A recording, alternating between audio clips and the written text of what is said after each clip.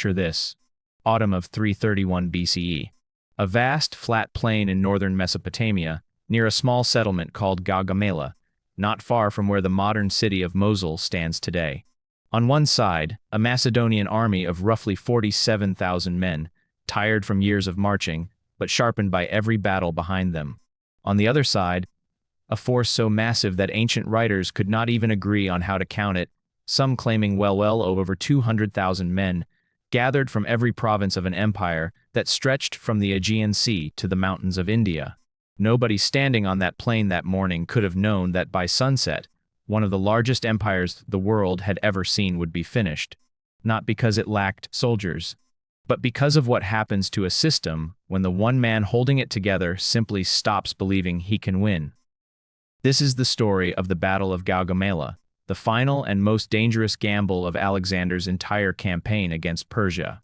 And by the end of this video, you will understand how an empire of 200,000 men was undone by a single gap in the dust, a gap that lasted only seconds. Twice now, Alexander had faced Darius, and twice Darius had lost. First at the Granicus, where a helmet cracked and a heartbeat nearly ended everything. Then at Issus, where the King of Kings fled his own battlefield and left his family behind in enemy hands. For most rulers, that would have been the end of the story. But Darius, not finished.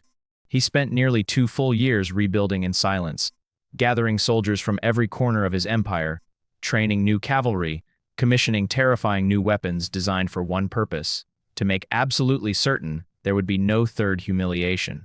This time, there would be no mistakes. This time, Darius chose the battlefield himself. And that single choice is where the tension of everything that follows truly begins. Darius selected the plain of Gaugamela with total deliberation. Open. Flat. No hills, no narrow passes, nothing that had trapped his army the way the terrain at Issus once had. Here, at last, his numbers could do exactly what they're built to do: spread wide, encircle the smaller Macedonian force, and crush it from every direction at once.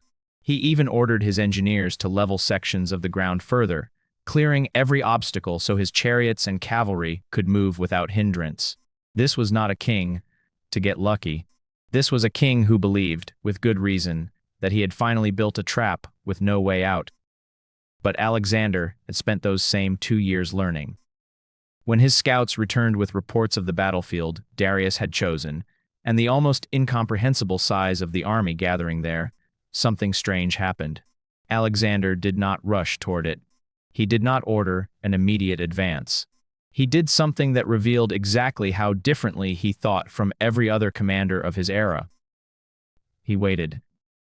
For days, the two armies sat within sight of each other across the plain, neither side moving, and the tension inside the Macedonian camp grew almost unbearable. Every hour of waiting gave the soldiers more time to stare across the distance and count, to see just how far the Persian lines stretched, to wonder quietly if this was finally the battle that ended everything.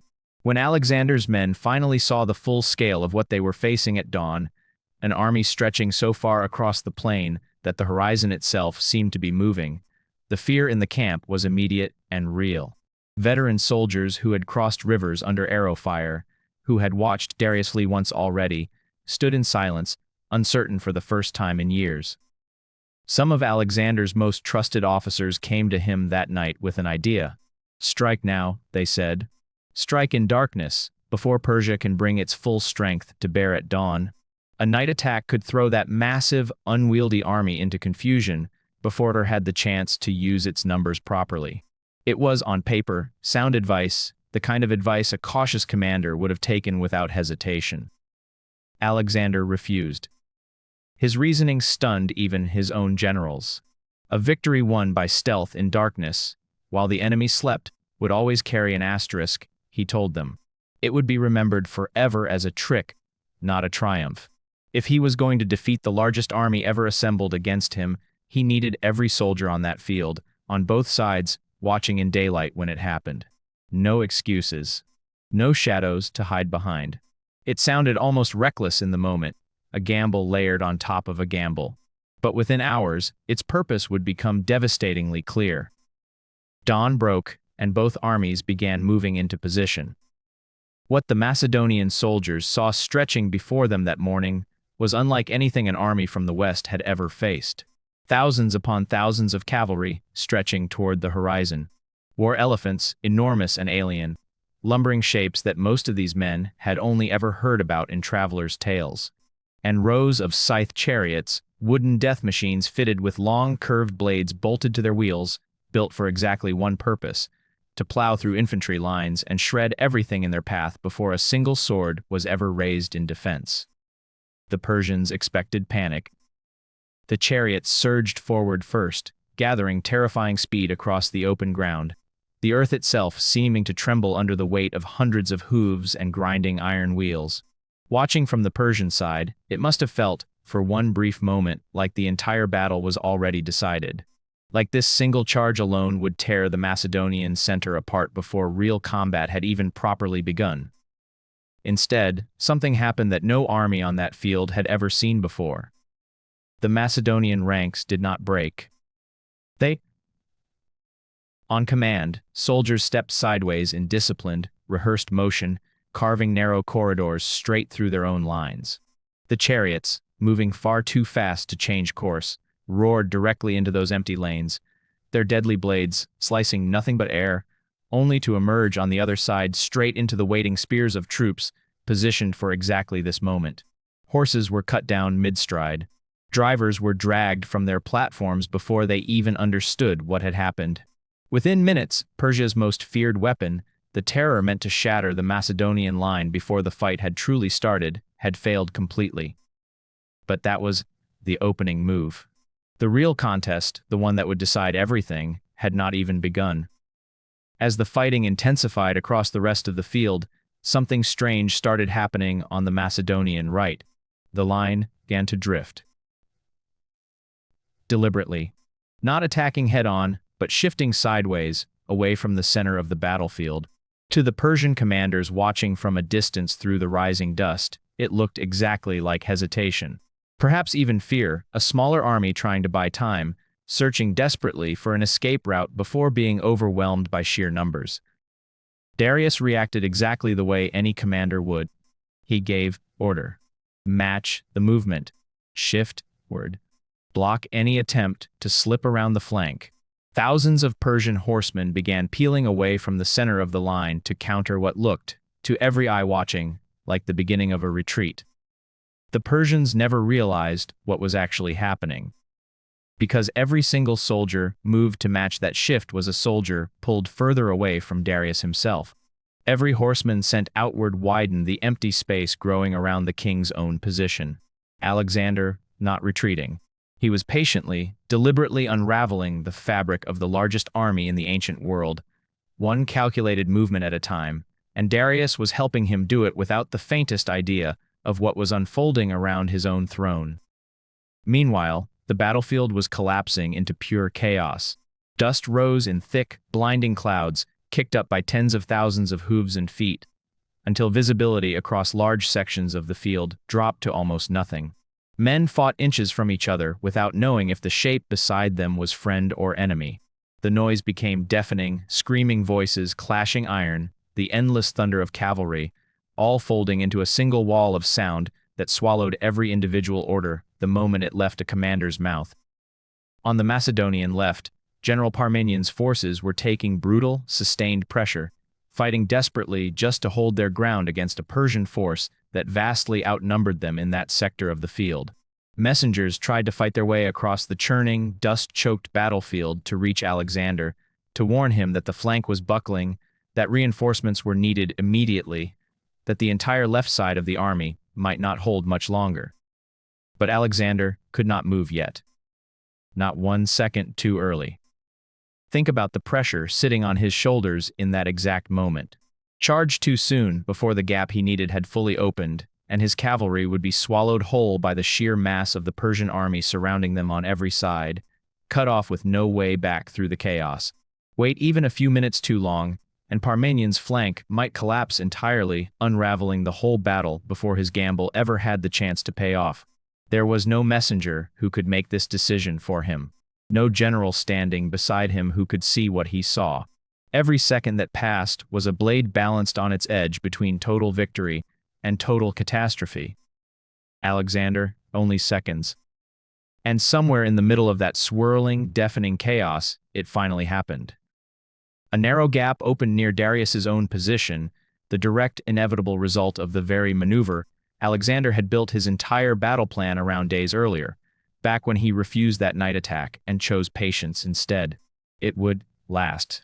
Gaps like that close in seconds on a battlefield this size, swallowed instantly by the churning mass surrounding them on every side. One mistake now ended everything. Alexander did not hesitate. He gathered the companion cavalry, Macedonia's elite strike force, the same riders who had once carried him through the river at Granicus with a cracked helmet and a near-fatal wound, the same wedge that had once cut straight into the heart of Darius's line at Issus.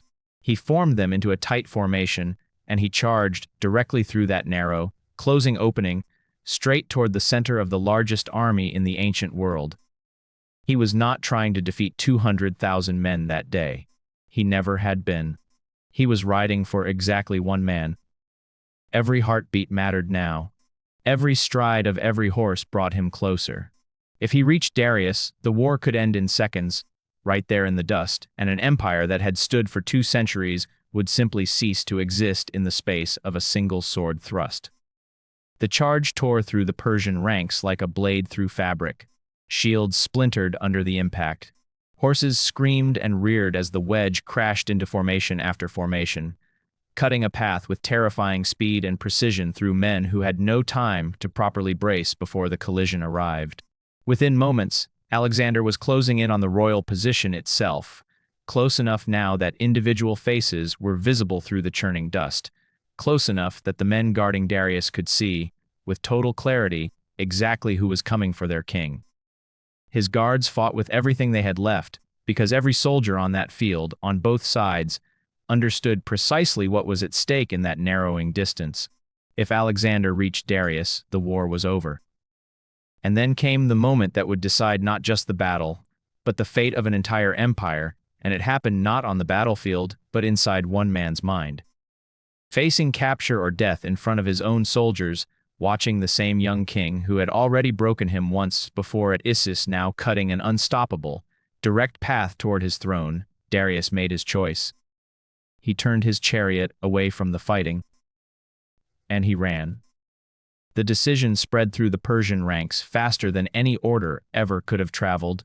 Soldiers who were still fighting, still holding their positions, still willing to die exactly where they stood, looked up through the dust and saw their king abandoning the battle. And in that single instant, something broke that no sword or spear had managed to break in hours of brutal fighting, their will to continue. Formation by formation, the mighty Persian center began to collapse, not from military defeat, but from the sudden, total collapse of belief. Here is what makes this moment so strange, so worth sitting with for a second. The Persian army was not destroyed in that instant. Thousands upon thousands of soldiers were still standing, still armed, still fully capable of fighting on. What had shattered was something far more fragile than any shield wall could ever be, the confidence that had held the entire system together from the very top down. Alexander had not defeated an army of 200,000 men through sheer force. He had defeated one man's authority, and an empire built entirely around the person of the king. That single collapse was enough to bring the whole structure to its knees within minutes. But the battle itself was still not over. On the Macedonian left, Parmenian's forces remained trapped under brutal, unrelenting pressure, still fighting for their lives even as the center of the Persian army began to unravel behind them. And now Alexander faced an almost impossible choice, the kind of decision that defines a commander far more than any charge ever could.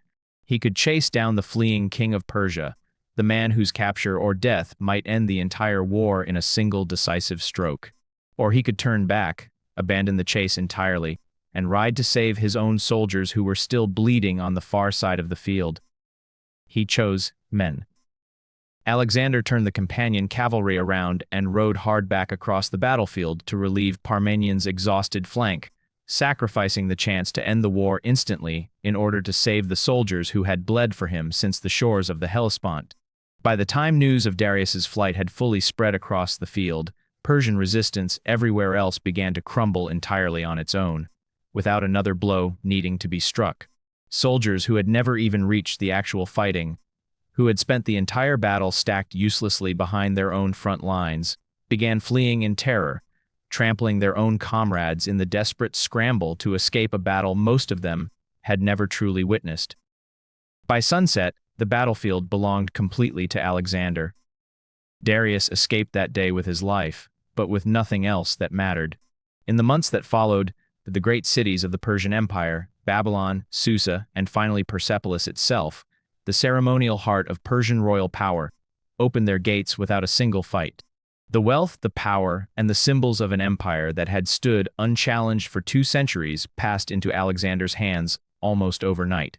And Darius, the king of kings who had once ruled the largest empire on earth, was eventually betrayed and killed by his own men, abandoned by the very system he had spent his entire life commanding. Looking back at Gaugamela with the full weight of history behind it, this battle was never really about numbers. Alexander did not win because he had more soldiers, more horses, or more resources on that field. He had none of those advantages that day, none at all. He won because he understood something Darius never fully grasped, that an empire's greatest strength, its overwhelming size, its endless soldiers, its unstoppable scale, can become its greatest weakness the very moment it is forced to stretch too thin, chase a phantom retreat across an open plain, and lose sight of the one fragile thing holding it all together. Granicus had proven Alexander could survive against Persia. Issus had proven he could defeat an emperor face to face. But Gaugamela proved something far larger than either of those battles ever could. It proved that even the mightiest empire in the known world could collapse in a single afternoon, not from a lack of strength, but from one fragile, human moment when its leader stopped believing he could win, and every soldier around him felt that fear spread through the ranks like fire through dry grass. It was the day the Persian Empire, unchallenged for over 200 years, finally fell. And it was the day the entire ancient world learned that the age of Alexander the Great had truly begun.